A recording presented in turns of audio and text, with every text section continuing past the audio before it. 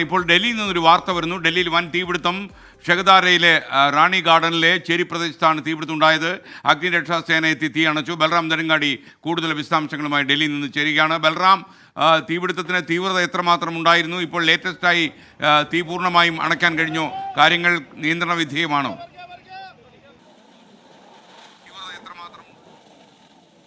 Good morning എസ്കേൻ.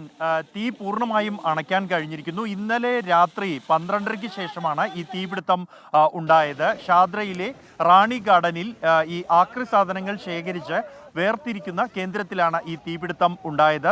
സമീപത്തായി ഒരു വലിയ ചേരി പ്രദേശമാണ്.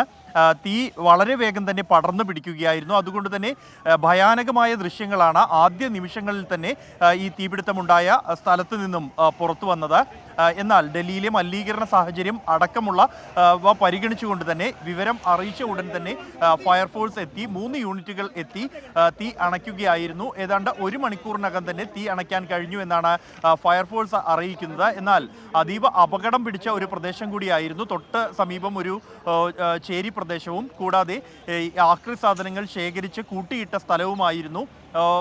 തീ അതിവേഗം തന്നെ അണയ്ക്കാൻ കഴിഞ്ഞുവെന്നും ഈ അപകടം നടന്നത് അർദ്ധരാത്രിക്ക് ശേഷമായതുകൊണ്ട് തന്നെ ഇവിടെ ആളുകളൊന്നും ആ സമയത്ത് ഉണ്ടായിരുന്നില്ല എന്നുള്ളതും ആളപായവും പരിക്കുകളോ ഒഴിവാക്കിയിട്ടുണ്ട്. ഈ പ്രദേശത്ത് ചേരി പ്രദേശത്തുള്ള ആളുകൾ തന്നെ ആദ്യഘട്ടത്തിൽ രക്ഷാപ്രവർത്തനം നടത്തിയിരുന്നു. ഈ സമീപമുള്ള ആക്രി സാധനങ്ങളും മറ്റും മാറ്റിയിരുന്നു. ഫയർഫോഴ്സ് എത്തുമ്പോഴേക്കും പുലർച്ചെയാകുമ്പോഴേക്കും തീ പൂർണ്ണമായും അണച്ചിട്ടുണ്ട്. പ്രദേശത്ത് ഇപ്പോൾ അപകട സാഹചര്യങ്ങൾ ഒന്നും തന്നെ ഇല്ല. S K N.